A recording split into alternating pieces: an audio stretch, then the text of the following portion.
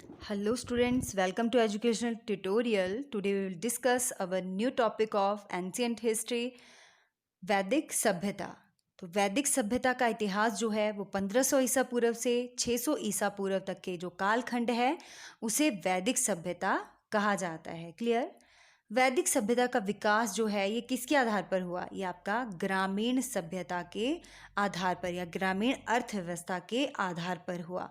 सिंधु घाटी की सभ्यता कैसी थी? सिंधु घाटी की सभ्यता हमारी शहरी सभ्यता या फिर शहरी सभ्यता या फिर नगर थी, और वैदिक सभ्यता हमारी ग्रामीण सभ्यता है। इस संदर्भ में विद्वानों के अनेक अनेक मत हैं, पर मैक्स मूलर का सिद्धांत जो है सर्वमान्य इस सभ्यता में माना गया है। क्लियर? किसका?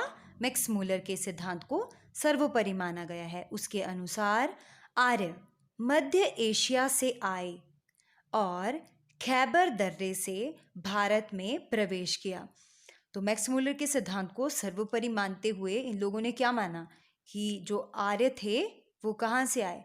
खैबर दर्रे से आए और उन्होंने भारत में प्रवेश किया। और आपको ये बात भी भली भांति पता होगी कि जो आर्य थे वो सबसे पहले भारत में आकर जिस क्षेत्र में बसे उस क्षेत्र को क्या कहा जाता है? उस क्षेत्र को सप्त सैंधव प्रदेश कहा जाता है। क्लियर? आपको ये क्वेश्चन कई बार एग्जाम में आता है कि सप्त सैंधव प्रदेश किसको कहा जाता है। क्लियर? तो जो आर्य जिस क्षेत्र में आए सबसे पहले आकर बसे उसे सप्त सैंधव प्रदेश कहा जाता है। धार्मिक पुस्तक जैन अवेस्ता में इस बात के संकेत हैं कि आर्य ईरान के रास्ते भारत आए। ठीक है? और वैदिक काल जो है, अब वैदिक काल को कितने भागों में विभाजित किया गया है? इसे 2 भागों में विभाजित किया गया है। पहला है आपका ऋग्वैदिक काल और दूसरा है उत्तर वैदिक काल। मैंने आपको टाइमिंग पहले ही बता चुकी हूँ। 1500 से 600 आपने याद रखना है। आपने इसको डिवाइड कर दिया, एक तरफ ऋग्वैदिक लिख दिया, एक तरफ आपने उत्तर वैदिक लिख दिया। 1500 से 1000 ईसा पूर्व आ जाएगा ऋग्वैदिक काल और 1000 से 600 ईसा पूर्व आ जाएगा उत्तर वैदिक काल। ऋग्वैदिक में उल्लिखित मरुस्थल तथा पंजाब की 7 नदियां कौन कौन सी हैं? सिंधु, सरस्वती, सतलुज, ब्यास, रावी, झेलम, चिनाब के आधार पर इनके निवास क्षेत्र को क्या बताया मैंने आपको? उससे क्यों कहा है सप्त सैंधव? ये उसका रिजल्ट है। क्लियर? उसे सप्त सैंधव प्रदेश कहा गया है। ऋग्वैदिक नदियां प्राचीन नाम एक तरफ है, एक तरफ वर्तमान नाम है, तो आप इनको लर्न कर लीजिएगा। सिंधु ही है इसका वर्तमान भी। असिकिनिक चिनाब, शतुद्री सतलुज, विपाशा ब्यास, वितस्ता झेलम। और इसमें जो नेक्स्ट हमारी आती है वो है सरस्वती, घग्गर, परुषणी, रावी। नेक्स्ट है हिमालय की चोटी को ऋग्वेद में क्या कहा गया है? मूजवंत कहा गया है। ऋग्वेद के पुरुष सूक्त में 4 वर्ण ब्राह्मण, क्षत्रिय, वैश्य, शूद्र की चर्चा मिलती है। तो आपको याद होना चाहिए, वर्णों की चर्चा अगर पूछी जाएगी तो ऋग्वेद में। क्लियर? ऋग्वेद के 9वें मंडल में, कौन से मंडल में है सोम की चर्चा? 9वें मंडल में। इसका शायद आगे है कि सोम जो है आर्यों का मुख्य पेय था। समाज में संस्कारों का अत्यधिक महत्व था। ठीक है? ऋग्वैदिक समय में संस्कारों का अत्यधिक महत्व था। अधिक समय तक विवाह न करने वाली कन्याओं को कहा जाता था, क्या कहा जाता था? अमाजु उन्हें कहा जाता था। क्लियर? और सोम मैंने आपको पहले बताया 9वें मंडल में सोम की चर्चा है, पर यह सोम था क्या? सोम आर्यों का मुख्य पेय था। पशुपालन की तुलना में कृषि का महत्व नगण्य था, यानी कि पशुपालन का क्या था? अत्यधिक महत्व था। यव को कहा जाता था जौ। क्लियर? यव और धान्य की चर्चा आपके ऋग्वेद में मिलती है। निष्क नामक सिक्के का प्रयोग आपको, ये भी हमें कहाँ मिलता है? ऋग्वेद में ही मिलता है। ऋग्वेद में उल्लिखित समुद्र शब्द मुख्यतः जल राशि का वाचक है। व्यापारियों को पणी कहा जाता था।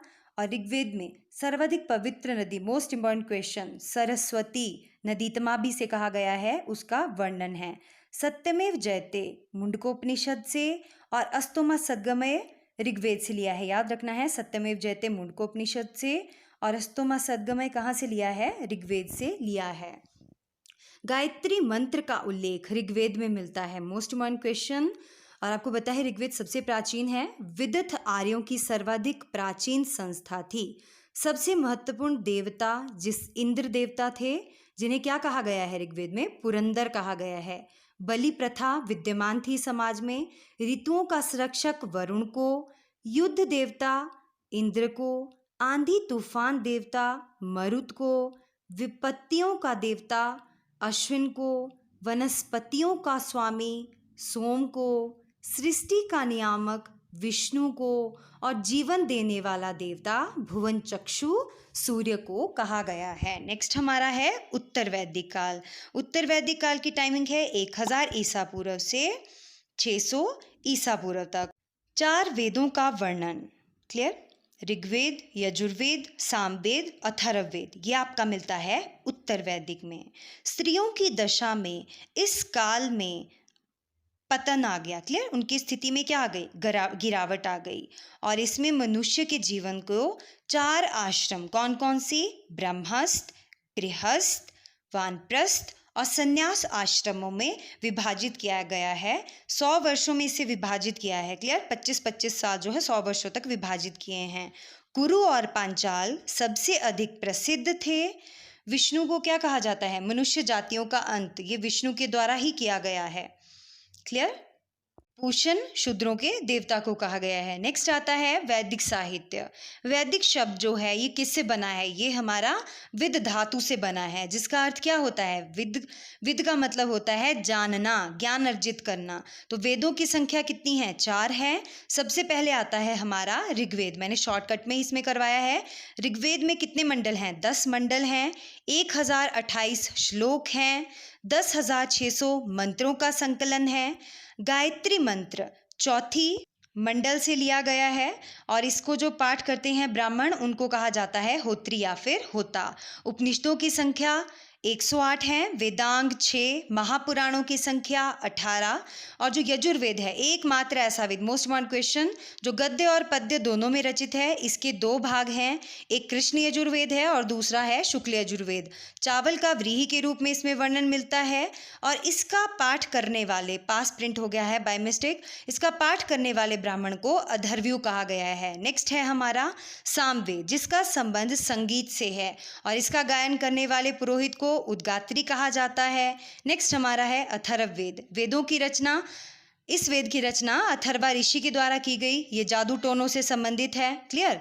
वेदांगों की संख्या कितनी है, 6 है और ये वेदांग आपने लर्न कर लेने हैं, क्लियर। कौन कौन से वेदांग हैं, शिक्षा, कल्प, व्याकरण, निरुक्त, छंद, ज्योतिष, क्लियर। ये 6 के 6 जो है आपको लर्न होने चाहिए।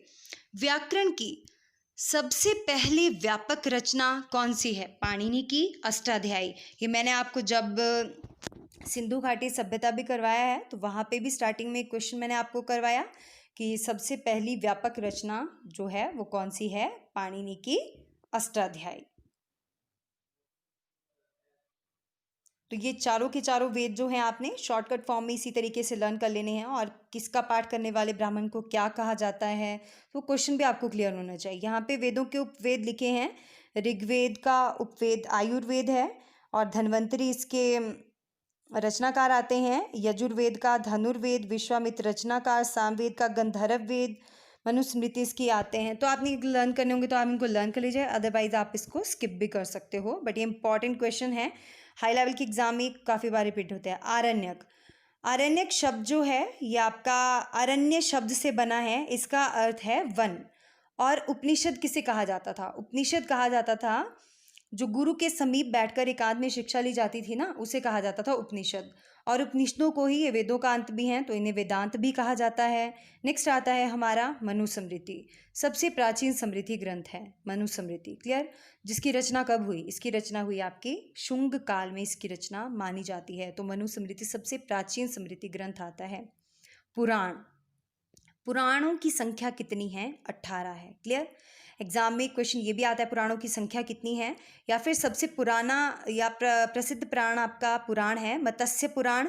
ये क्यों प्रसिद्ध है ये भी पूछा जाता है, क्योंकि इसमें विष्णु के 10 अवतारों का वर्णन किया गया है। रामायण की रचना आपको पता है किसके द्वारा की गई, महर्षि वाल्मीकि के द्वारा की गई।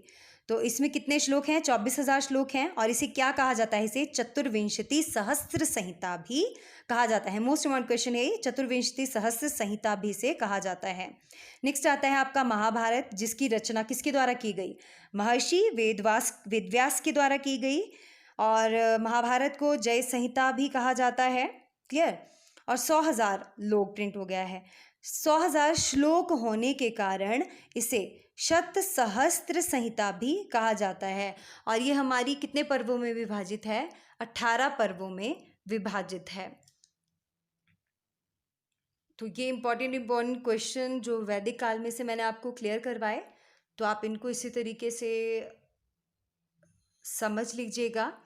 और जो मैंने ऊपर वाला एक पार्ट हमारा रहता है वेदों के उपवेद, वो जो जितने भी एसएससी वाले और टीईटी के स्टूडेंट्स हैं वो काइंडली उनको पढ़ के जाएं और अच्छे से वो लर्न हो जाते हैं। एज अ ट्रिकी वे में भी मैं उनको डाल दूँगी इसी ग्रुप में, तो आप उनको इजीली लर्न कर सकते हो।